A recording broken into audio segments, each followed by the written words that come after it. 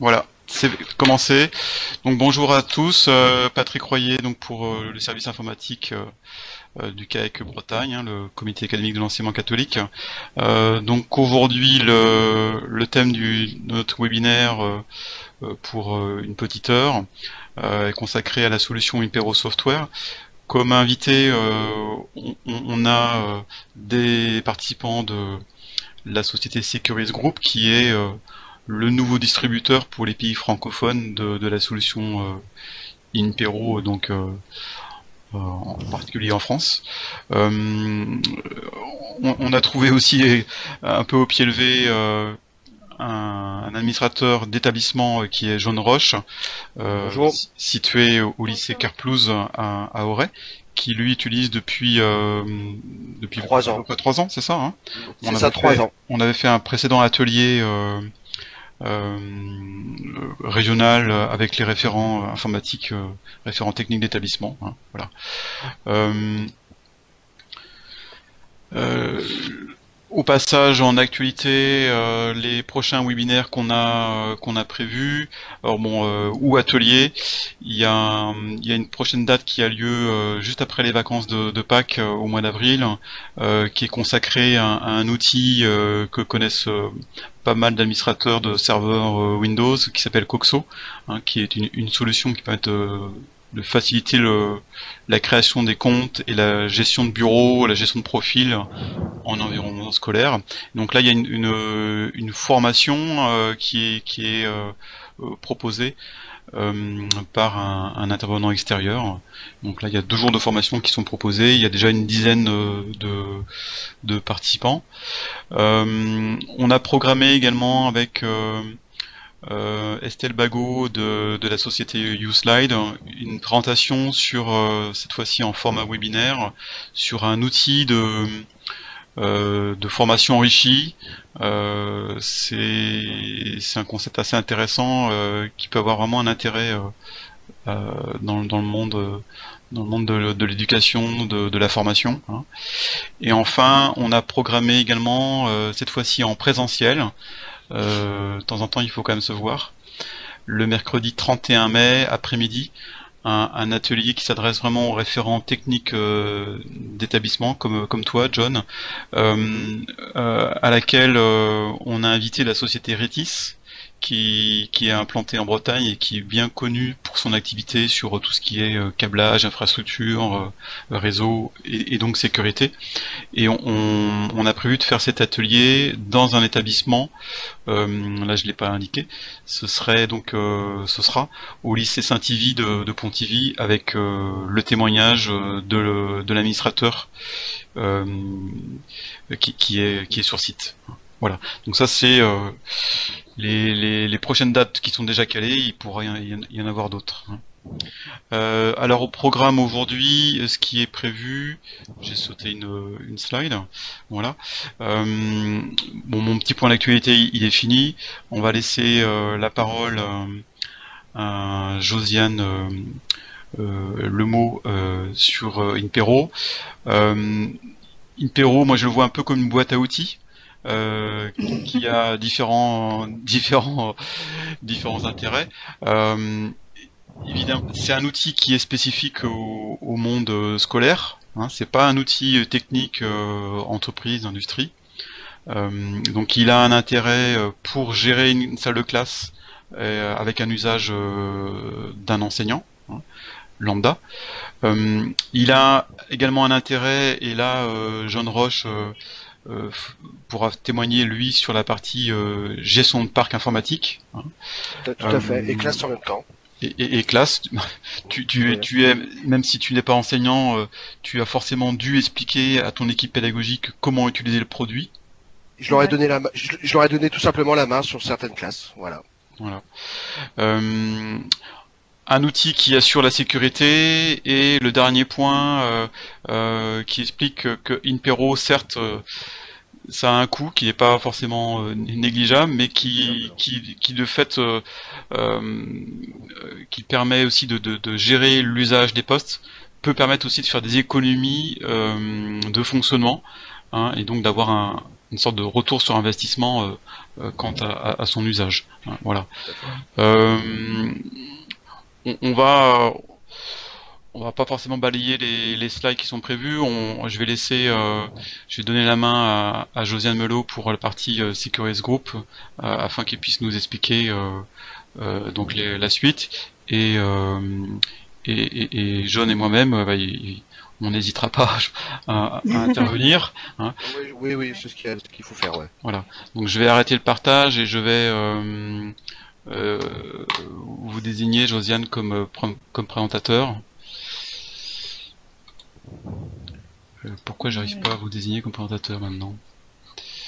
Alors, si ça y est. Excusez-moi. Donc il y a un petit temps de latence quand même, puisqu'il faut quand même traverser la Manche, hein, pour aller faire coucou de l'autre côté. Donc Josiane, vous devez avoir une petite notification qui vous indique que vous pouvez prendre la main et présenter votre bureau. C'est le cas? Alors je vais essayer. D'accord.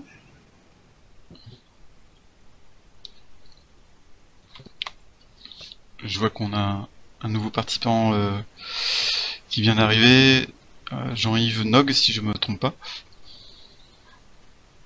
Donc on peut utiliser le chat de l'outil s'il y a des questions à poser pour ceux qui ont pas la parole. Hein? Là, je suis en train de partager mon écran déjà.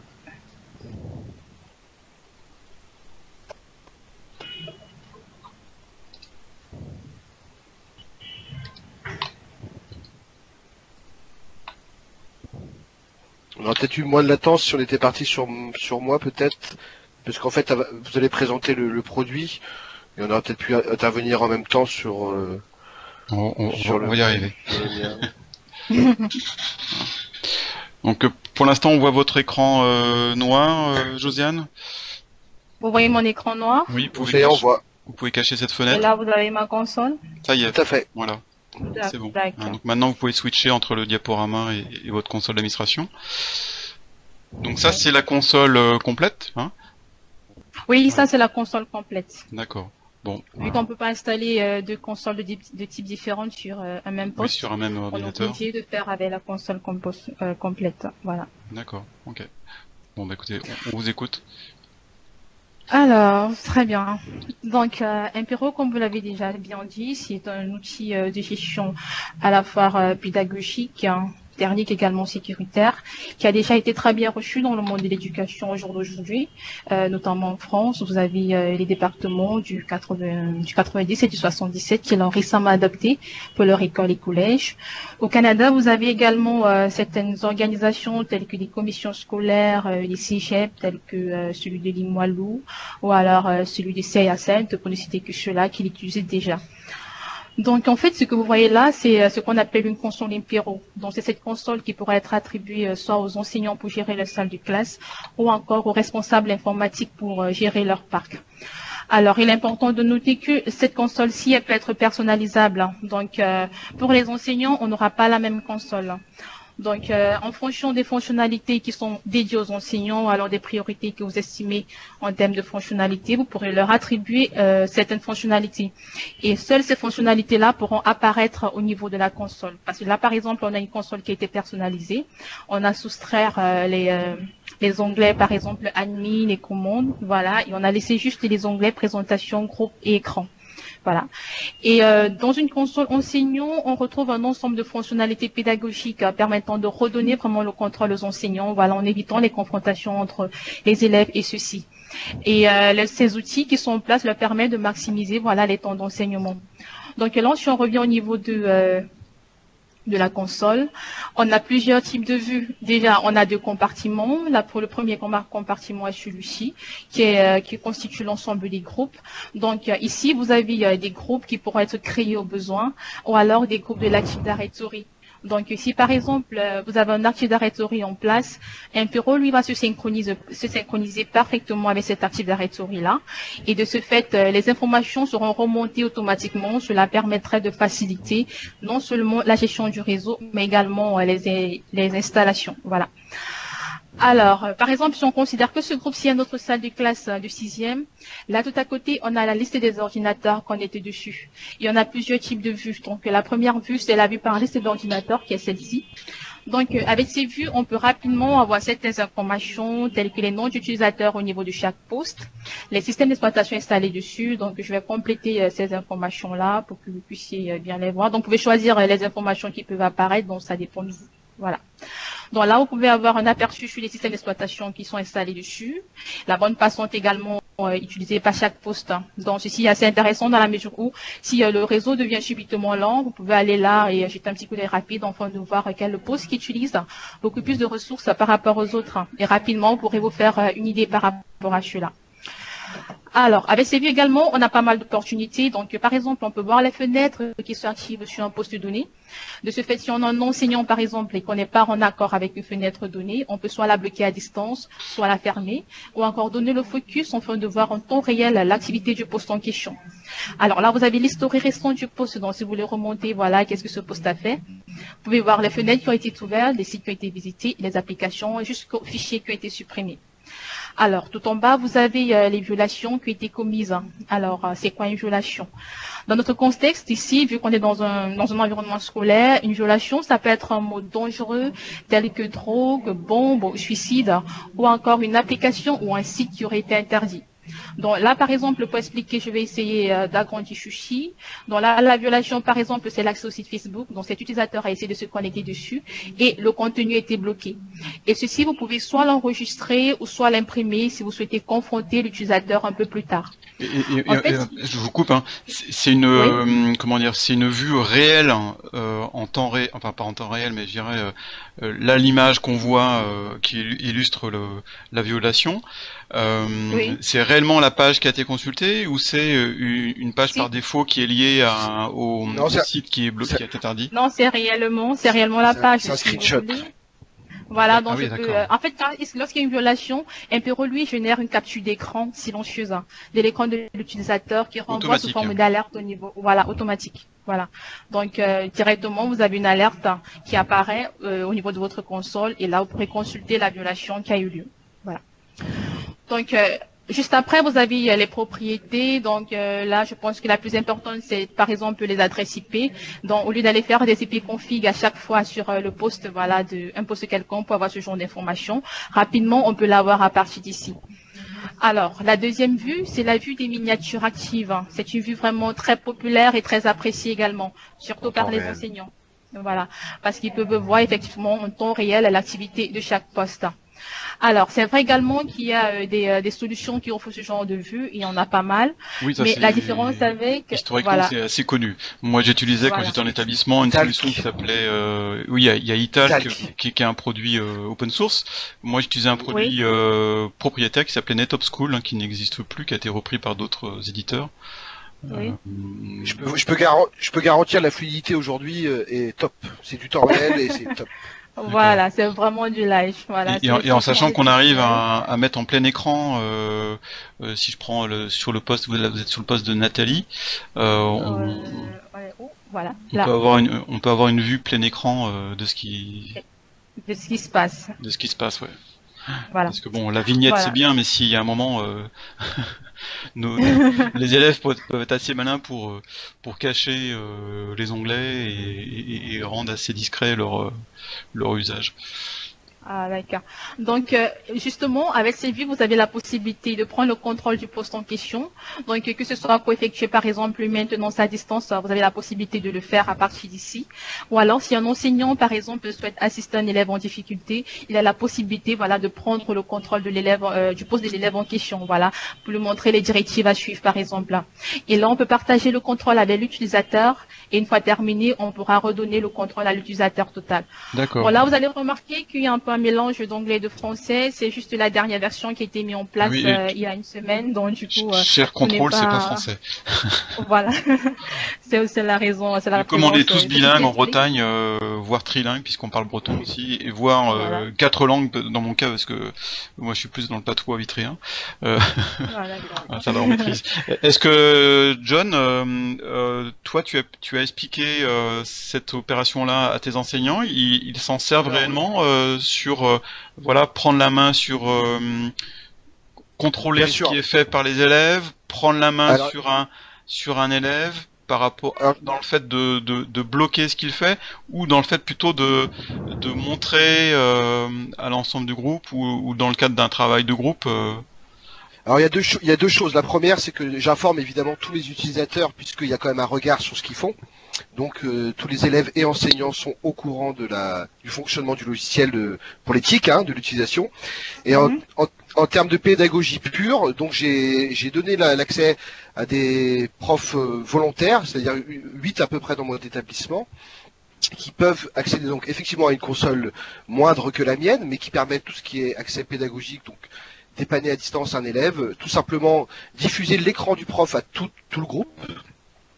Ça c'est très pratique aussi dans une salle qui n'est pas équipée d'un vidéoprojecteur ou d'un vidéoprojecteur qui sera en panne. Tout simplement, comme ça les élèves sont concentrés sur leur écran à suivre ce que fait le prof.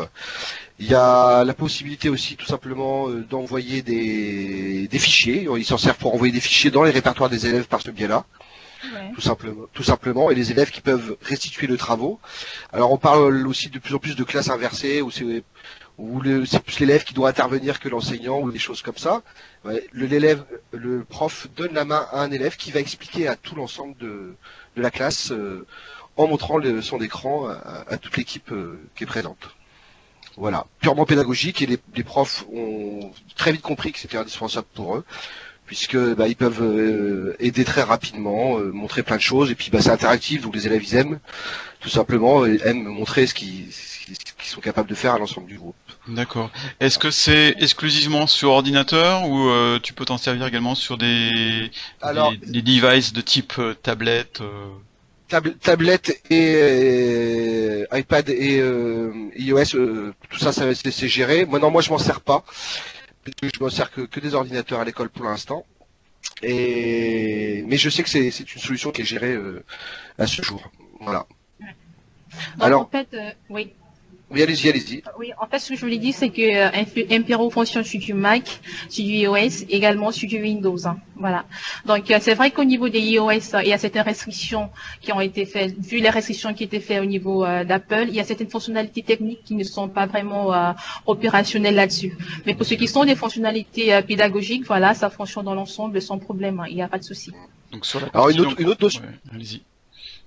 Une autre notion qui est très importante, là, qu'on n'a peut-être pas abordée au niveau pédagogique pur, c'est-à-dire qu'un enseignant qui a accès à la console, donc accède aux écrans, etc., mais peut envisager aussi de bloquer ne serait-ce qu'Internet pour une séance. Et ça, c'est super important, puisque moi, j'ai des profs d'informatique qui souhaitent, par exemple, je dis n'importe quoi, un examen sur Word, voilà, et dans ces cas-là, ils veulent pas que les élèves aillent sur Internet, alors au lieu de se balader dans la classe, ils appuient sur un bouton, et hop, il n'y a plus Internet dans la salle, et c'est terminé.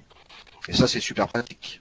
Par exemple, on peut couper les clés USB, on peut couper aussi les imprimantes.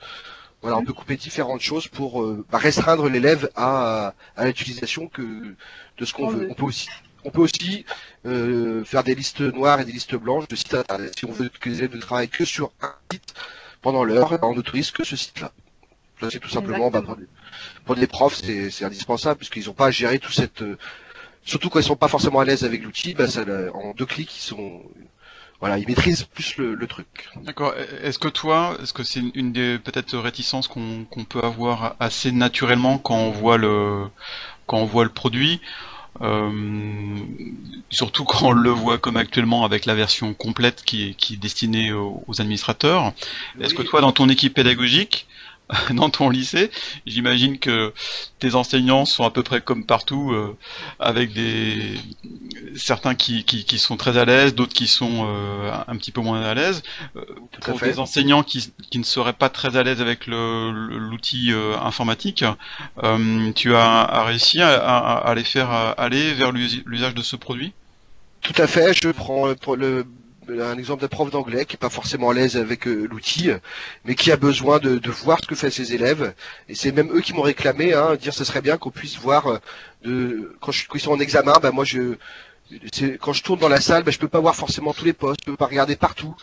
Alors le panel permet d'avoir des 12 écrans devant les yeux et puis tout simplement de voir qu'ils sont bien au cœur de l'activité qu'elle est en train de proposer, quoi. D'accord. Bon, Et puis, pour aller dans le même sens, Impero a prévu des formations pour ce genre de situation. Donc, si on a par exemple des enseignants qui ne sont pas vraiment, comment dire, à la page en ce qui concerne l'informatique, qui ont besoin, voilà, d'avoir une formation particulière, Impero met généralement en place des systèmes de formation, offre des formations illimitées pour ce genre de situation. Voilà. quand vous dites vous offrez des formations, comment vous procédez? C'est des formations en distanciel Oui, oui, ce sont des formations à distance. Donc, on se connecte comme nous sommes là. On fait une prise en main, par exemple, sur le poste de l'enseignant ou du responsable informatique. D'accord. Et puis, soit Et le- avec des projections, on peut, Ok, voilà, on leur fait une sorte de démo, quoi, une d'accord. formation sur le logiciel. Ok. Voilà. Et ça, donc vous le faites également pour les pays francophones. Oui, oui, oui, Ok. partout. Ok. Oui. Vous, en tant que CQRS Group, c'est pas Impero Software directement. Non, du tout. C'est pas vu qu'on représente un bureau et Oui. nous sommes chargés Ok. particulièrement du marché français. Donc, tout ce qui est français, voilà, on s'occupe de Hmm. ça. D'accord. Très bien. Ok. Bon. Donc, on peut continuer? Oui. Oui, oui. D'accord. Donc là, on était encore au niveau des écrans. Donc là, on a la possibilité également de prendre le contrôle de plusieurs écrans. Donc si l'utilisateur a plusieurs écrans à sa disposition, par exemple, là, vous avez la possibilité de prendre le contrôle sur tous ces écrans-là. Donc ici, vous pouvez enregistrer, par exemple, l'activité d'un écran. Donc par exemple, pour un responsable informatique qui souhaiterait faire une maintenance compliquée, ou alors il souhaite s'en souvenir plus tard, ou alors le partager avec un collaborateur, il peut décider d'enregistrer cela. Ou alors un enseignant lors du séance du TP, ou alors pour une raison ou pour une autre qui voudrait enregistrer l'activité des postes et des élèves, il peut également le faire. Et plus tard, il pourra le regarder. D'accord. Voilà. Je dirais pour revenir à ce que évoquait John Roche tout à l'heure, dans le cadre de la pédagogie inversée, on peut très bien imaginer un enseignant qui va utiliser cette fonction d'enregistrement afin de créer une ressource vidéo qu'il va mettre à disposition des élèves Tout par la suite. tout à fait. Tout à fait. Exactement. Alors, là, on peut faire des copies d'écran, donc ça c'est intéressant. Par exemple, si vous voulez soit faire un diapo, ou alors si vous voulez confronter un utilisateur particulier qui serait en train de faire quelque chose de pas bien. Donc, rapidement, vous pouvez faire une copie de son écran. Et là, si vous allez voir cet utilisateur-là et qui vous dit non, c'est pas ce que je faisais, là, vous aurez une capture d'écran à lui montrer, par exemple. Alors là ici, je vais switcher tout ça parce qu'on va revoir ça un peu plus haut. Donc là, on peut parler écouter. Donc c'est une fonctionnalité qui est très utilisée dans les laboratoires de langue et également qui peut être utilisée par le responsable informatique lors des maintenances à distance.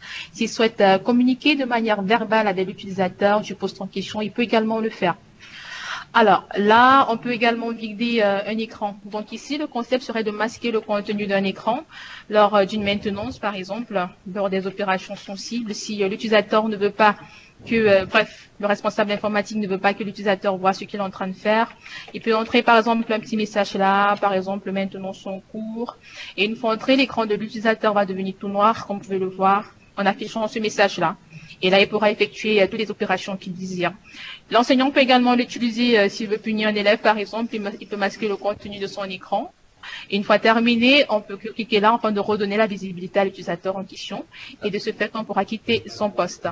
Alors, Oui. en rajoutant un petit point, sans parler forcément de punition, Oui. un prof qui va commencer son cours n'est pas forcément écouté si les élèves ont tout de suite accès à l'informatique. Et donc, le prof en question peut couper du coup pendant 5 minutes les écrans des élèves puisqu'ils n'ont plus accès à rien.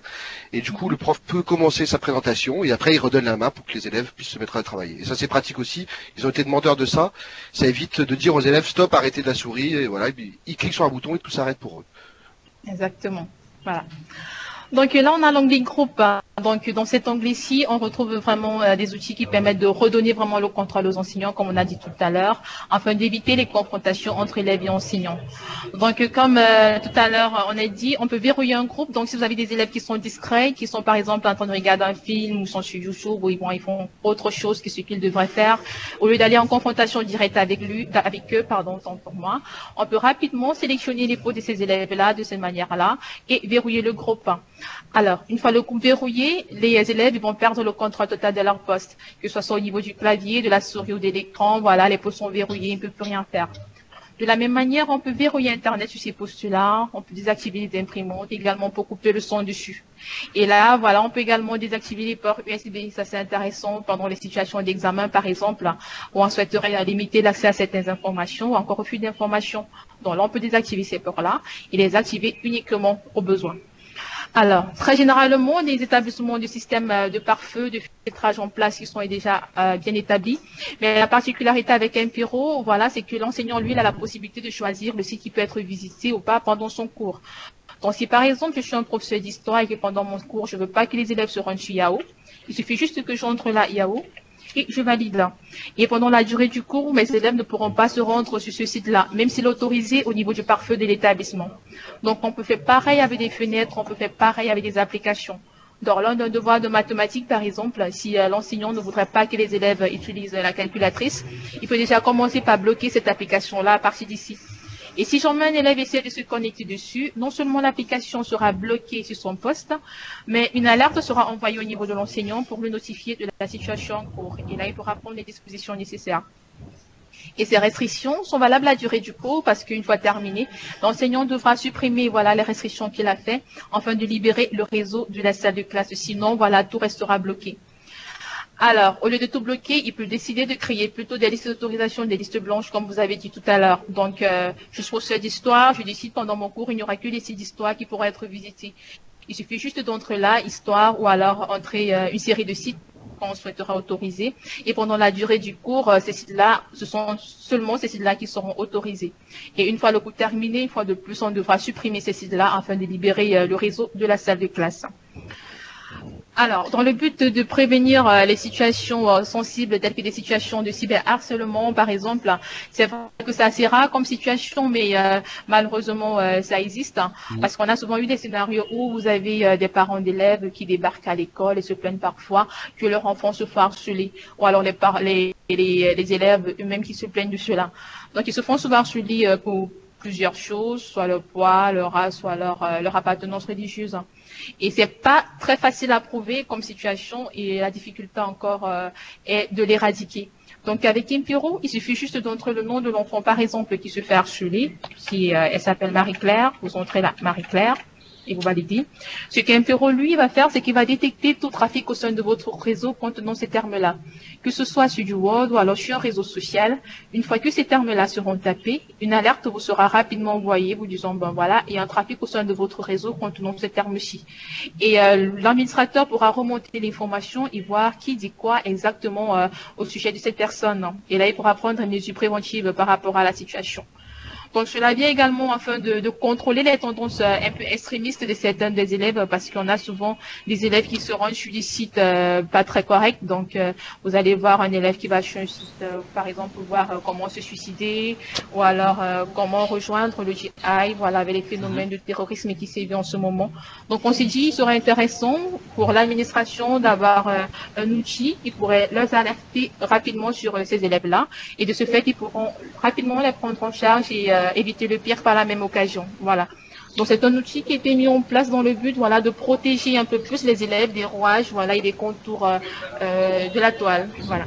Alors, je rajoute un petit complément là-dessus.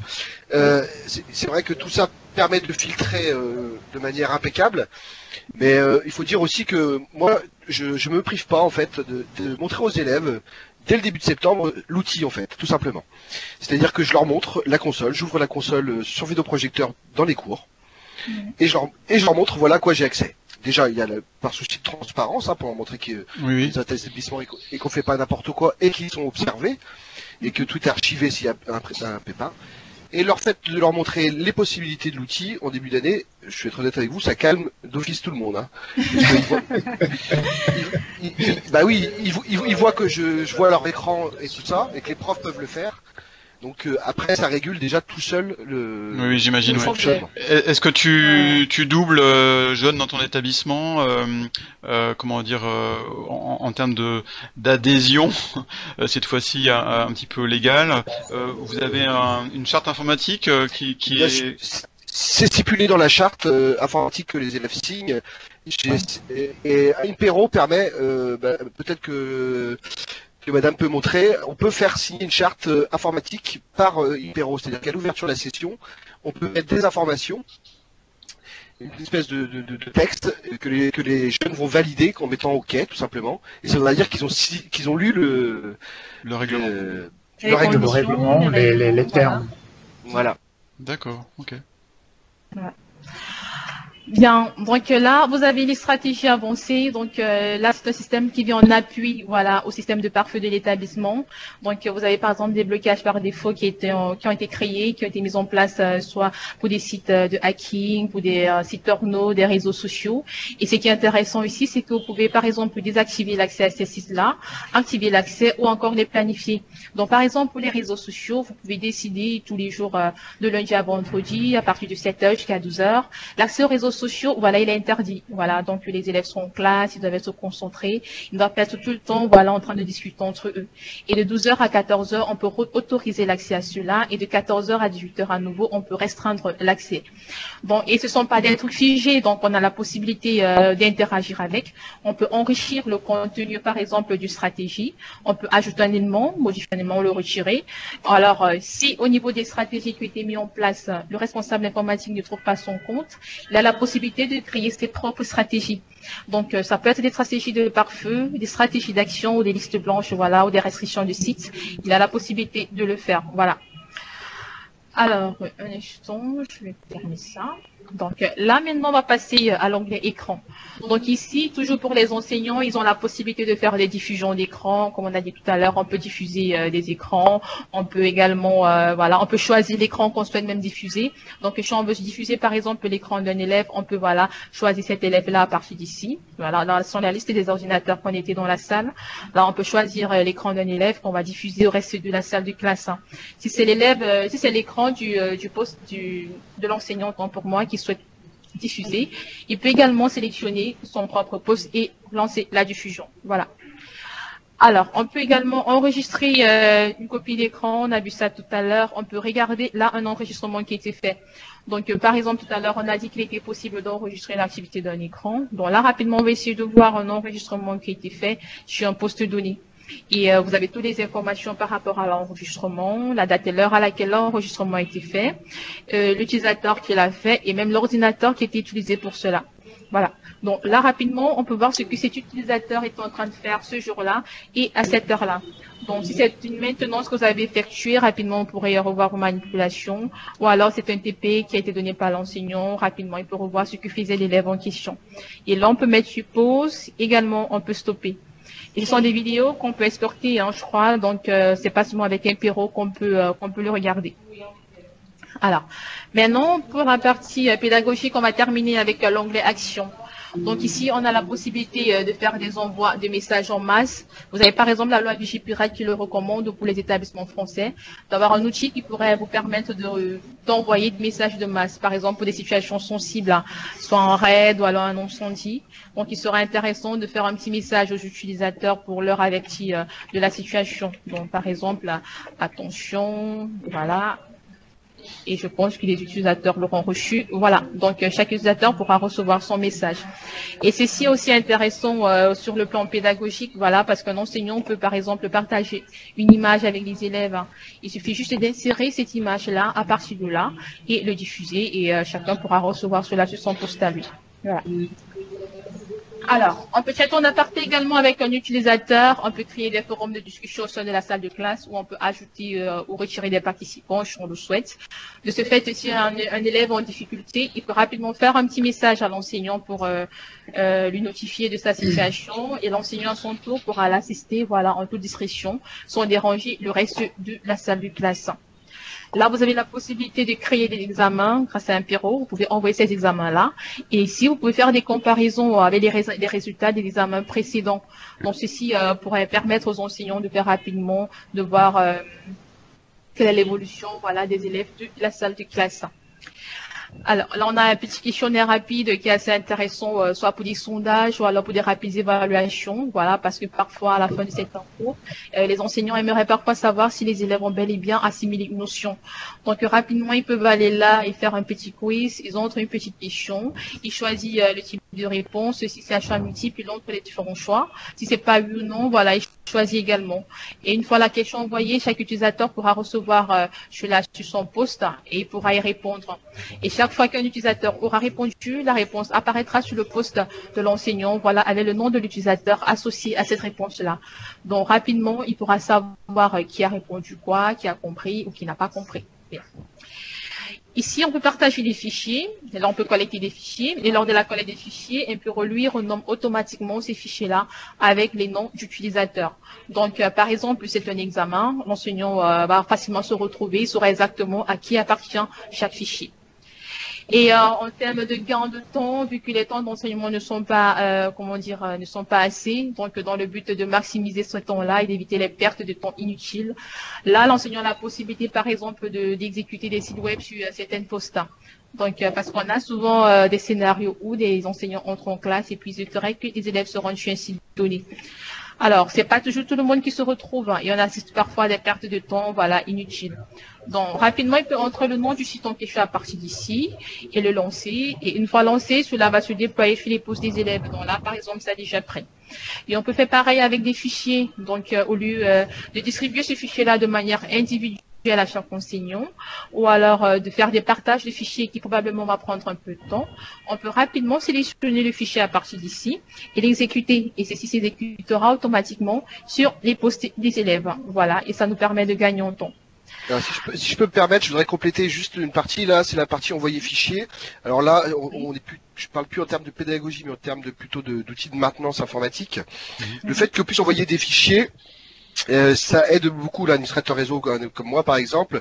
Si j'ai besoin d'envoyer ne serait-ce qu'un petit exé sur 30 PC ou même pourquoi pas les 200 PC de l'école, je peux déployer un petit exécutable, un petit fichier Messi, un petit enfin voilà, des petits même des logiciels portables tout simplement que je peux envoyer dans toutes les sessions de tous les élèves. Ou comme je dis, avec en complément de Ninit, ça m'est arrivé plusieurs fois, tout simplement de lancer un Ninit avec la mise à jour de Firefox, de Chrome, de 7-Zip, voilà, en un petit fichier que Ninit va générer. Hein. Je sais pas si pour ceux qui ne connaissent pas Ninit, c'est un petit site qui permet de faire des mises à jour de plusieurs logiciels en un seul fichier. Et donc il suffit de gérer ce petit point exe avec Ninit. Et donc de le balancer après avec Impero sur tous les postes, et puis bah du coup le petit exe se lance partout et met à jour tout ce qui a besoin d'être mis à jour. Voilà, c'est très pratique. Moi, Et comment tu procèdes par rapport à à l'entrée évidemment tu le fais pas avec une entrée élève, tu le fais avec une entrée administrateur sur le poste. Alors, on peut l'exécuter, vous avez vu en dessous, c'est marqué exécuter comme utilisateur activé ou exécuter comme utilisateur suivant. Donc, il suffit de mettre administrateur. Alors, il faut savoir autre chose aussi, c'est que Impero permet de connecter des utilisateurs à distance. C'est-à-dire que moi, si je veux me connecter, des fois, j'ai besoin d'intervenir manuellement dans une salle. Hein. Si j'interviens pas forcément avec Impero, pas tout le temps. Donc, si j'interviens dans la salle et que j'ai besoin de me connecter en admin, tout simplement sur tous les postes, ben, je vais utiliser Impero pour me connecter en tant qu'admin sur tous les postes. Comme ça, quand j'arrive, paf, les 30 PC de la salle sont connectés en admin direct. Voilà, j'ai pas besoin de PC sur chaque. Donc c'est un gain de temps quand même. Oui. Voilà. Bien, donc là, on va passer maintenant à l'onglet commandes. Donc là, on commence à entrer dans les fonctionnalités administrateurs. Donc en fait, Impero également est un outil qui a été mis en place pour faciliter la vie aux responsables informatiques. Donc alors... Voilà. Donc, dans la définition, sa consolidation d'une vaste gamme d'outils puissants de gestion de réseau, voilà, qui permet de réduire les délais d'intervention, comme on a dit tout à l'heure, en optimisant le rendement. Donc, on n'a pas forcément besoin d'être physiquement devant un poste donné pour effectuer une opération sur le poste en question, ou alors on peut optimiser voilà le temps, on se connecte directement sur plusieurs postes à la fois et on effectue les opérations qu'on souhaite désirer. Voilà. Donc la console administrateur, vous la connaissez déjà, donc j'ai plus besoin de la présenter, donc je vais retourner sur cette console. Donc ici, à l'onglet commande, vous avez les outils qui vous permettent de faire des prises de contrôle à distance. Hein. Donc outre la prise en main à distance qu'on a vu au niveau des écrans, qui a été conçu un peu plus pour les enseignants, voilà, lorsque les élèves sont en difficulté, et qui peut également être utilisé par le responsable informatique à l'occasion s'il le souhaite. Là, vous avez, voilà, Donc là, vous avez une connexion, voilà, c'est exactement de ce dont vous étiez en train de parler tout à l'heure. Vous avez la possibilité de vous connecter en tant qu'administrateur sur plusieurs postes à la fois si vous le souhaitez, ou alors sur un poste donné. Voilà. Vous entrez juste le mot de passe associé à l'utilisateur ayant des droits, et voilà, vous avez la main dessus, tout simplement. On parle d'une prise de contrôle pratiquement similaire à celle de TeamViewer. Donc là, vous avez la main sur le poste vraiment en tant qu'administrateur. Alors, là, on peut verrouiller une station, également on peut la déverrouiller, et ce qui est génial ici, lors du déverrouillage de station, c'est qu'on n'a pas besoin de mot de passe. Hein. Donc, si un élève a laissé un mot de passe sur un poste de données, son est allé, on n'a pas besoin de perdre de temps pour retrouver le mot de passe ou alors laisser le poste inutilisé. Vous pouvez rapidement sélectionner le poste en question et cliquer sur déverrouiller la station, et la station sera déverrouillée sans besoin de mot de passe. Alors là maintenant vous avez l'onglet administrateur, donc ici vous avez un ensemble de fonctionnalités pour la gestion de votre parc. Donc on va commencer avec le visionneur de journaux, qui est l'un de nos outils phares d'ailleurs, vu que c'est un outil légal, l'ARNIL le recommande aux établissements français d'avoir un outil qui pourrait leur permettre de répertorier l'activité de leur parc pendant une période minimum d'1 an. Et vraiment, contrairement au visionneur de journaux traditionnel où c'est généralement très touffu, et où la remontée d'informations n'est pas toujours évidente, Empiro, lui, il a organisé cela par date, par utilisateur, par ordinateur et par groupe. De ce fait, si vous souhaitez par exemple savoir ce qu'un utilisateur a fait à une date donnée, il suffit de sélectionner l'utilisateur en question. On va prendre par exemple celui-là. Tant que ça charge ses dates de connexion. Tac, tac. Surtout qu'on a obligation, en tant que responsable informatique, on a obligation légale de toute façon d'archiver tous ces logs. Hein. Voilà. Donc là, par exemple, on va prendre cette date-là, on va sélectionner une date comme ça. Là, on peut voir les violations qui ont été commises ce jour-là. Cet utilisateur n'a pas commis de violation. On peut voir l'historique des fenêtres qui ont été ouvertes. Voilà. On peut avoir les applications qui ont été utilisées ce jour-là, les sites qui ont été consultés. Voilà, tout en avec une chronologie. Voilà, donc c'est pas touffu, on se perd pas. Là, on a les documents également imprimés, on a les fichiers qui ont été supprimés. Et ce qui est assez génial ici, c'est qu'on a la possibilité de récupérer ces fichiers-là. Donc, si l'utilisateur a accidentellement ou pas, ou malicieusement ou pas, supprimé un fichier, vous avez la possibilité de le récupérer. Et ici, vous avez une traçabilité, voilà, de l'activité de l'utilisateur en question dans la journée, à la seconde près. Voilà. Donc là, vous avez vraiment le tout dans le détail de sa connexion à sa déconnexion. Et c'est là on peut exporter ceci, l'imprimer afin de le présenter à qui de droit. Vous pouvez également générer des rapports afin de voir par exemple qui sont les 200 utilisateurs avec le plus de violations au sein de votre parc. Donc cela vous permettrait d'avoir une idée au niveau du profilage de certains de vos élèves. S'il y a des élèves qui font très souvent des violations, qui ont besoin voilà, d'une petite attention sur le plan disciplinaire, vous pouvez rapidement le repérer. Alors là également, vous pouvez avoir un aperçu sur les 200 sites les plus consultés au sein de votre réseau. Donc là, rapidement, vous pouvez jeter un petit coup d'œil et voir si un site qui est potentiellement dangereux pour vos élèves, si c'est le cas, le bloquer. Et là, vous avez également les applications les plus utilisées. Donc, c'est assez intéressant parfois pendant les périodes budgétaires parce qu'on a souvent des budgets assez restreints. Et on ne sait pas toujours à quelle application donner la priorité en termes de renouvellement, par exemple.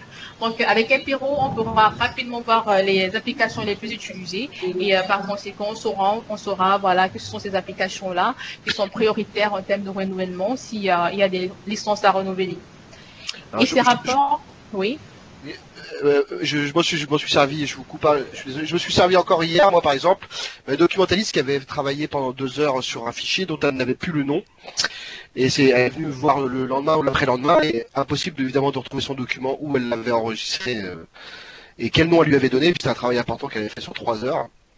Et donc je lui ai dit de venir voir avec moi, j'ai ouvert l'outil, et on a fait une recherche sur ses activités récentes, et on a retrouvé grâce au log, sur quel PC elle était et à quelle heure elle avait enregistré le fichier et surtout sous quel nom. Et du coup, on a retrouvé le document après que j'ai pu lui restituer. Voilà. Voilà. Donc, et ces rapports, on peut les planifier par jour, par semaine ou par mois, ceci en fonction voilà, de ce qu'on souhaite faire. Voilà. Donc, Empiro, c'est assez génial comme outil. Donc là, vous avez également la possibilité de faire des inventaires. Donc, vous pouvez par exemple automatiser les inventaires rapidement. Vous pouvez avoir un aperçu sur les composants logiciels et matériels installés sur un poste donné. Voilà, le tout avec les détails. Vous avez par exemple les versions et tout. Voilà, ça vous permet de faire vos inventaires. Et là également, vous pouvez générer des rapports. Donc, ce qui est assez génial ici, c'est que pour les inventaires d'impéro, vous avez la possibilité d'effectuer des sortes de scans. Donc, vous pouvez scanner votre réseau afin de pouvoir repérer les postes les plus ou les moins utilisés. Voilà. Ceci permettrait, voilà, de maximiser l'utilisation des postes les moins utilisés dans les salles qui en ont réellement besoin, au lieu d'acheter à chaque fois de nouveaux postes. Voilà. Donc, on peut retrouver les postes qui ne sont pas assez utilisés et pourtant en état et maximiser leur utilisation dans les salles qui en ont réellement besoin. Voilà. Assez complet aussi, parce qu'il y a les licences, on peut voir les licences des logiciels utilisés, et puis on peut accéder aussi tout simplement aux références BIOS, c'est ça mine de rien, bon, d'autres logiciels le permettent, hein, évidemment, mais bon, Impero regroupe toutes ces choses-là en même temps, c'est ça qui est pratique, mais c'est vrai que ne serait-ce qu'un BIOS, bah voilà, au lieu de relancer une machine ou d'aller descendre dans la salle en question, bah voilà, un petit clic et on a les versions du BIOS qu'il faut par exemple. Voilà. Alors ici, au niveau des outils externes, et ça c'est une fonctionnalité très récente qui est sortie avec la dernière version. Donc là, il s'agit d'ajouter ou alors d'intégrer voilà des outils que vous avez l'habitude d'utiliser, que ce soit des applications ou alors des sites sur lesquels vous vous rendez fréquemment. Donc, au lieu de changer de fenêtre à chaque fois, vous pourrez les intégrer au niveau d'Impero rapidement à partir d'ici. De ce fait, si vous êtes au niveau de la console, rapidement, vous pouvez vous y rendre sans avoir besoin de changer de fenêtre. Voilà. Alors, là, vous avez le suivi des clés USB. Vous pouvez attribuer l'utilisation d'un type de clé USB bien précis pour un groupe d'utilisateurs bien précis. Donc, par exemple, pour l'administration, vous pourrez leur dédier un type de clé USB. De ce fait, si une clé étrangère vient à se connecter là où elle ne devrait pas, une alerte sera rapidement envoyée au niveau de l'administrateur pour lui notifier de cela. Et lui, à son tour, il pourra rapidement prendre les dispositions nécessaires. Et ce qu'il faut mentionner également, c'est que vous pouvez configurer votre serveur de manière à recevoir les alertes Impero par mail. Donc, si jamais vous êtes au sein de l'établissement et que vous souhaitez savoir s'il y a une violation ou alors une infraction, il vous suffit juste de consulter vos mails, voilà, pour avoir cette information-là. Alors là, vous avez le gestionnaire d'énergie, qui est un outil vraiment très apprécié par les utilisateurs d'Impero. Très important. Donc, très important aussi. Voilà. Donc là, on avance même l'aspect financier. Donc, c'est un outil qui permet de réaliser d'énormes économies. Donc, on peut programmer les démarrages et les arrêts des pauses, bien évidemment, après avoir activé la fonctionnalité du Wake Online, tu sais pour cela. On peut décider, voilà, tous les jours de lundi à vendredi, les pauses doivent démarrer à 6 heures, par exemple. Et pareillement, ils doivent s'éteindre à 18 heures pour programmer une seconde instruction à 20 heures ou à 22 heures si la première est interrompue pour ceux qui font des heures sup. Et également, on peut générer des rapports. Donc, on peut voir rapidement donc quelle est la consommation qu'on a réalisée pendant une période donnée.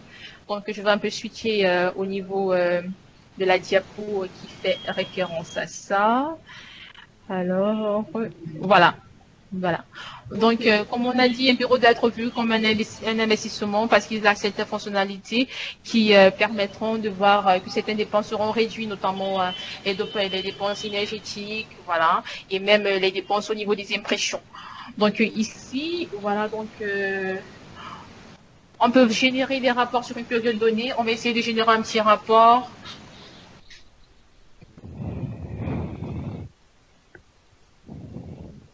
Voilà, là c'est sur une semaine environ. Donc là, on peut avoir une vue d'ensemble des coûts. Globalement, voilà ce qui a été consommé en termes d'énergie, également en termes financiers.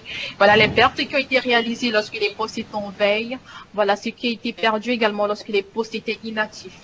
Et si vous avez la possibilité de faire des projections afin de voir, par exemple, quelles sont les économies potentielles que vous êtes susceptibles de faire en arrêtant les pauses, par exemple, au lieu de les laisser inactifs, parce que vu que lorsqu'ils sont en veille, ils consomment toujours de l'énergie. Voilà. Et là, on peut voir la répartition détaillée au niveau de chaque poste, c'est-à-dire les temps total de connexion, les temps total d'activité, les temps total d'inactivité, les pertes financières réalisées sur ces postes-là, également la consommation énergétique à ce niveau-là. Vous pouvez faire des analyses d'utilisation, faire des comparaisons, voir l'utilisation par utilisateur.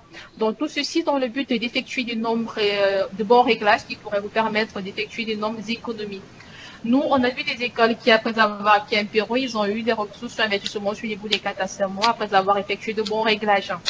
Donc, vraiment, c'est un outil vraiment très intéressant et vu comme un investissement parce que déjà, les licences Impero, ce sont des licences perpétuelles. Donc, après un certain temps, vous avez un retour sur investissement et vous avez la fonctionnalité qui continue voilà, à marcher et ça vous Ah. permet continuellement à faire des économies. Voilà. La, Donc, la preuve, j'ai une version d'il y a 2 ans, moi, déjà. Hein, donc, je l'ai pas mis à jour depuis Ah, 2 ans. d'accord. Et donc toi tu t'en sers donc Voilà. pour la gestion d'énergie, John? Ah bah, moi, le parc, le matin, il se réveille à 7h30, 8h moins le quart, juste avant l'arrivée des premiers élèves pour que tous mes PC récupèrent D'accord. l'adresse IP, etc. mhm. Comme ça, c'est 10 minutes avant, les PC sont bien sur le réseau et les gens arrivent et c'est tout prêt. Le soir, donc pareil, j'éteins les salles en fonction des heures d'utilisation parce que j'ai des internes qui sont là. Oui. Donc je sais qu'ils vont aller dans telle salle, donc dans telle salle, ce sera pas fermé avant 20h. Mais celle-là, 4h30, il y a plus cours, donc elle s'éteint toute seule. Enfin, c'est vraiment pratique. Bon, après, il y a des petits paramétrages supplémentaires qu'on ne voit pas là, hein, c'est notamment pour le Wake on LAN. Voilà, Oui, et oui. selon les machines, il faut les activer dans le BIOS des machines. Hein. Impero ne le fera pas tout seul, ça. Mais une fois que c'est activé sur les machines clientes, après, ça roule vraiment tout seul. Donc, on peut faire le mercredi après-midi, si on a beaucoup moins d'activité dans l'école, voilà, on peut mettre tout en veille au moins. Enfin, c'est vraiment pratique. Voilà. Et c'est un système aussi de Wake on LAN qu'on peut activer entre guillemets tout au long de la journée. Moi je sais que mes PC j'aime bien quand même qu'ils soient allumés toute la journée. Parce que généralement le cours d'après, il y a aussi quelqu'un qui vient. Donc j'aime pas que les profs éteignent la machine et que le cours d'après, qui 10 minutes après, il se rallume. Donc voilà, donc on peut faire des systèmes de veille s'il y a personne pendant une demi-heure, ça s'éteint. On peut paramétrer ça. Mais voilà, mais il y a aussi l'avantage que ça se rallume tout seul. Et donc, Hypero dit tous les 5 minutes, par exemple, il faut relancer cette machine-là pour qu'elle s'allume. Et ça, c'est pratique parce que quand tu as des pannes de courant dans une journée, par exemple, ça peut arriver. Même moi, si je suis pas là, j'ai pas besoin de commande à lancer. Hypero va se charger de rallumer les PC tout seul parce qu'on lui a dit de s'allumer à telle heure, telle heure, telle heure et telle heure. Voilà. Exactement. C'est agréable de suivre des témoignages comme ça, donc ça fait que voilà, on n'a pas l'impression de perdre son temps, donc Ah bah moi je c'est suis normal. suis honnête, hein, je travaille pas pour Impero, hein, Non, je suis bien responsable informatique dans un lycée. On accepte, un John acceptera quand même d'avoir un goodies Impero. Moi, j'ai ma Oui, tasse pour le vous avez café dit- tous les jours, c'est une tasse Impero, hein, je peux le prouver. Ah, d'accord. Je demanderai une réduc pour la mise à jour que j'ai pas depuis 2 ans peut-être. Ah, ça. Ah, très bien, très bien. La requête est retenue en tout cas. Non, mais c'est vrai que moi aujourd'hui j'aurais beaucoup de mal à me passer de l'outil. Évidemment, évidemment, il y a beaucoup de solutions autres. Hein. Il y a des logiciels open source, il y a d'autres logiciels qui le proposent. Maintenant, il a l'avantage d'avoir tout en même temps. Et dans un établissement où on sait très bien qu'on doit passer à restreindre des accès des élèves, où on doit prendre la main. Moi, je vais vous dire un truc, Impero, je m'en sers, même je suis chez moi. Je prends un exemple. C'est pas bien ce que je dis, parce que quand je suis chez moi, normalement, je devrais être en repos, mais j'ai une secrétaire qui m'appelle. J'ai pas eu besoin de lui dire d'aller lancer TeamViewer ou d'autres choses. Voilà, je prends la main sur la machine qui a tous les machines Impero, en fait, hein, toutes les machines clientes, et donc Impero serveur, et je lui dis bah attends, bouge pas, je t'aide, et je la dépanne comme ça, tout simplement. D'accord. Voilà. Voilà, c'est magnifique. Ok. Donc là, on va continuer. Donc vous avez le graphique de ressources et qui est une sorte de thermomètre de vos machines. Donc si par exemple vous avez un poste qui devient subitement lent ou un ensemble de postes également, vous pouvez aller là effectuer un petit diagnostic rapide afin de voir quelle est l'utilisation moyenne du processeur à ce niveau-là, quelle est la mémoire qui est encore disponible, par exemple le nombre d'octets envoyés au reçu. Donc rapidement vous pouvez faire votre diagnostic et voir ce qu'il y a lieu de faire sur ce poste-là. Alors, pour les PC Mac, vous avez la possibilité de faire des déploiements de logiciels Mac. Donc, on a dit tout à l'heure que Impero fonctionnait sur des Mac, des iOS, également des Windows. Donc, c'est la raison pour laquelle on retrouve certaines fonctionnalités bien spécifiques en type d'environnement, dont notamment les déploiements de logiciels Mac pour les PC Mac et les déploiements MSI pour les PC Windows. Alors, juste au milieu, ici, vous avez la possibilité de gérer et de contrôler l'utilisation des licences logicielles que vous achetez.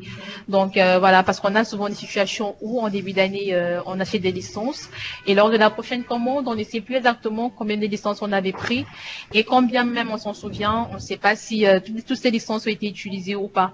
Donc rapidement, avec Impero, on peut avoir un aperçu sur cela, le nombre de licences qui a été pris au départ, le nombre de licences en cours d'utilisation, voilà, par conséquent, les nombres de licences restants. De ce fait, on saura exactement de combien de licences on a réellement besoin, voilà, pour la prochaine commande, voilà. Et cela permettrait d'éviter des dépenses superflues. Alors, au niveau de la gestion d'énergie, voilà, Impero vient également intervenir à ce niveau-là. Là, vous avez la possibilité d'allouer des crédits d'impression, par exemple, pour des impressions, je vais dire la gestion des impressions, autant pour moi. Vous pouvez allouer des crédits d'impression, par exemple, pour une impression noir sur blanc, un crédit, pour une impression couleur, 2 ou 5 crédits, ceci en fonction de ce que vous souhaitez faire.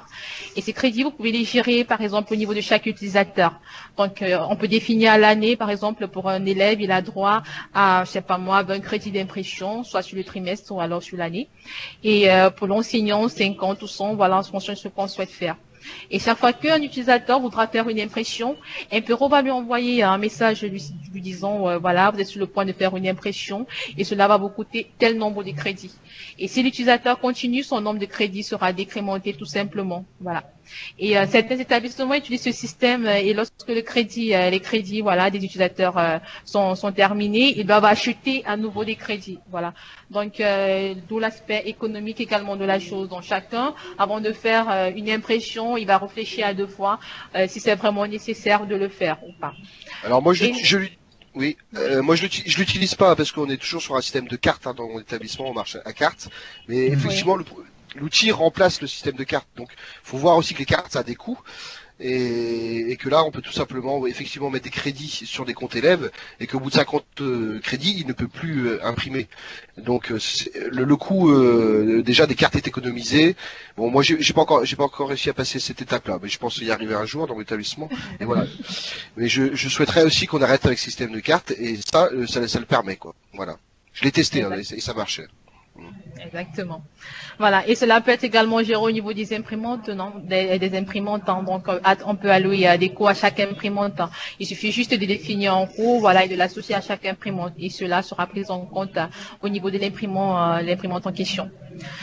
Alors, Impero gère également les mises à jour. Voilà, donc en termes de mises à jour, Impero couvre près de 98% des programmes installés sur le réseau, que ce soit des programmes Java, Adobe ou Flash. Voilà, Impero les couvre en termes de mises à jour. Mais et ces mises à jour, on peut par exemple les programmer sur le week-end, vu qu'en semaine, lorsqu'il y a des mises à jour, ça consomme généralement de la bande passante, ça ralentit le réseau. Pour éviter des désagréments de ce genre, on peut programmer les mises à jour pour le week-end. Et étant donné que le week-end, on n'est pas là, on ne travaille pas, on peut programmer les démarrages et les arrêts des postes pour la journée en question, soit celle du samedi ou celle du dimanche. Et ce jour-là, les postes vont démarrer, les mises à jour vont se faire et après les postes vont se faire. Ça concerne les mises à jour Microsoft au niveau Windows, au niveau logiciel? Les mises à jour dans l'ensemble, toutes les mises à jour dans l'ensemble. Donc, à 98% des programmes installés sur votre réseau, voilà, Impero les couvre en termes de mise à jour. Alors, je peux pas vous dire, moi j'ai pas cette option-là. Voilà, justement, ça, justement parce que cette fonctionnalité-ci, c'est un module en fait, c'est un module complémentaire. Parce qu'en fait, c'est un service qu'Impero paye auprès d'une autre société. Donc pour l'avoir, il faudra payer des frais supplémentaires. Voilà. Donc voilà, si vous souhaitez avoir la fonctionnalité de gestion des correctifs, vous devez payer, je crois, 4 € en plus, voilà, pour l'avoir au niveau de la licence. Mais par contre, je vous dis, moi je compense par le fait de pouvoir envoyer des fichiers tout simplement sur les machines. Sur les machines. Ouais, donc les correctifs, je pense que ça fait beaucoup plus de choses hein, en termes vraiment de maintenance. Mais vraiment pour la petite maintenance de tous les jours, l'envoi des fichiers avec un init.exe, déjà ça fera pas mal de choses pour les trucs, le logiciel classique. Et pourquoi pas les packs aussi à télécharger, des packs Windows hein, qui peuvent se balancer un peu partout. Voilà. D'accord. Alors là, vous avez le visionneur d'événements, vous avez les équipements de streaming, voilà, pour des petites applications qui ont besoin d'un petit script pour être lancé, ou alors pour effectuer des tâches répétitives, par exemple, vous pouvez entrer des petits scripts ici, que ce soit pour la désinstallation, l'installation d'un antivirus, vous pouvez entrer un petit script là, par exemple, monter, descendre à gauche et à droite, vous pouvez l'enregistrer pour une utilisation future si vous souhaitez l'utiliser plus tard, et une fois chargé envoyé, ceci va se déployer sur l'ensemble de votre poste. En fait, ce qui va se passer, c'est une émulation des claviers. Oui. Je l'ai testé, ça marche très bien aussi, mais là, faut vraiment prendre le temps de tester le script, parce que bon, il y a pas mal de choses. Et effectivement, ça remplace l'humain qui va cliquer sur suivant, voilà. Exactement. Mais bon, faut passer un petit peu de temps pour le faire. Mais une fois que le script est fait, effectivement, il marche bien. Voilà. Alors, on peut rechercher des fichiers, comme on a dit tout à l'heure, vous avez la fenêtre des commandes douces, donc vous pouvez faire des configurations à distance sur un poste donné, vous pouvez demander des informations. Donc, on va prendre par exemple la célèbre commande du ipconfig, voilà. Donc, rapidement, on peut avoir certaines informations sur les postes en question. Et ce qui est assez intéressant, c'est que vraiment, ce sont des trucs silencieux. Donc, l'utilisateur, lui, il ne se rend compte de rien du tout. Donc, tout se fait en arrière-plan, voilà. Donc, il n'est pas perturbé. L'utilisateur du poste en question, par exemple, ne peut pas avoir cette fenêtre aussi. Il n'est pas perturbé dans son travail également. Le responsable informatique peut travailler également tout aisément, voilà, sans avoir besoin de se déplacer ou alors avoir besoin d'interrompre le travail de l'utilisateur en question pour effectuer le sien. Voilà. D'accord. Okay. Utilisé aussi par mois pour les petites commandes DOS qu'on a besoin régulièrement encore de nos jours, et puis ouais, c'est vrai qu'on balance partout et tac, ou l'équivalent d'un point bat aussi, puis hop, tac, on balance le. Très bien. On a quasi terminé là parce que notre temps a été écoulé. Oui, c'est presque terminé, Donc là, on a le gestionnaire des tâches. Donc rapidement, on peut gérer les processus et les services en cours sur un poste donné. Donc rapidement, à distance, on peut analyser un poste, voir les processus qui sont en cours dessus, les services également. S'il faut arrêter ou redémarrer un processus, on saura quoi faire dans ces cas-là. Alors là, on peut modifier le mot de passe d'un compte, activer un compte, également le désactiver. Donc ici, il s'agit de fonctionnalités qui permettent de gérer également l'actif d'arrêt de souris. Donc avec Impero, on a la possibilité de gérer l'annuaire. L'annuaire, oui, c'est ça. Alors là, on va terminer avec le portail support. Donc ici, ça vient également avec la dernière version. Donc si vous avez un souci, par exemple, si Impero est installé au sein de votre réseau et que vous avez un souci lié au fonctionnement, je sais pas moi, une console qui refuserait de se connecter ou un poste voilà qui refuse également de se connecter ou un serveur qui refuse de démarrer, vous pouvez faire un petit ticket, vous entrez votre adresse email, le mot de passe associé à cela et vous créez votre ticket et vous l'envoyez au niveau du support. Et rapidement, vous serez rappelé pour gérer la situation.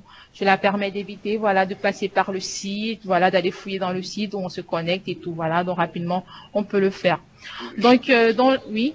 Oui, j'ai eu la hotline au tout début de la première année, hein, et c'est vrai qu'ils sont réactifs. Maintenant, il faut savoir que c'est le support, il est que d'un an aussi, hein, en termes de par rapport à l'achat du logiciel. Il faut le préciser, c'est pas un support à vie, même si voilà, il faut le préciser. Oui, donc généralement la première année, pas généralement, chaque fois la première année, le support il est gratuit, voilà, pendant un an. Et l'année d'après, si vous souhaitez encore être assisté par le support ou avoir des mises à jour du logiciel, vous devez payer des frais supplémentaires. Donc cela représente généralement 20 à 30% du prix que vous avez fait au départ. Donc par exemple, si on vous a fait la licence à 10 €, ça va faire 20% de 10 €, tout simplement. Voilà. Et si vous ne souhaitez pas avoir le support, vous pourrez continuer à l'utiliser sans problème. Hein. Donc je suppose que c'est votre cas. Très bien. Bon, voilà. Bah, donc là, on a fait le tour. On va afficher la dernière diapo pour on va pouvoir se dire au revoir. Voilà. Bah écoutez, on vous remercie, que ce soit côté Securis Group ou côté John Roche pour le témoignage établissement. Donc pour conclure, on vous a demandé de nous faire une tarification pour nos établissements. Donc pour ceux qui seraient intéressés, je peux la communiquer. Voilà. Écoutez, est-ce que vous avez quelque chose à ajouter chacun ? Moi, ce que je propose aussi, s'il y a des gens qui vraiment veulent le découvrir, moi, je peux accueillir sur une petite heure ou deux dans mon établissement pour le voir tout simplement en utilisation réelle, hein, c'est ce qui parle le plus. Donc, pourquoi pas sur certains établissements sont motivés. Bon bah écoutez, je reste ouvert. On lancera l'idée sur notre liste de discussion interne à l'enseignement catholique là pour les référents. Hein, si en effet certains sont motivés pour faire un petit atelier concret, pratique en établissement, ce serait tout à fait. On a déjà quelqu'un qui peut nous accueillir. Côté Securis Group. Hein. Allô, bonjour. Oui. Monsieur Noël, bonjour. Bonjour, monsieur. Oui. Tout d'abord, je m'excuse pour la dernière fois, je me sentais pas très bien. Non, non, mais bon, Voilà. votre collègue a bien assuré la relève, donc ça D'accord. va. Oui, j'ai pris la peine de bien l'écouter religieusement, je préfère le dire. Voilà. Ok, très bien. D'accord. Donc, tout au moins, nous sommes là pour vous. Comme vous avez pu le constater avec Impero, on a la possibilité de planifier, d'organiser, de diriger, de contrôler véritablement l'activité des utilisateurs. Et de ce fait, comme Monsieur Georges, c'est bien ça? Roche, oui. Roche, voilà. Déjà, merci pour ce que vous faites, c'est important. Pas Voilà, de souci. voilà, donc de ce fait, nous sommes là pour vous. N'hésitez pas. D'accord. Très bien. Merci. Bah, écoutez, on vous remercie et Ouais. on se dit à une prochaine fois. Allez, À bientôt. bon après-midi tout le monde, au revoir. À bientôt, Bon au revoir. après-midi, au revoir. Également.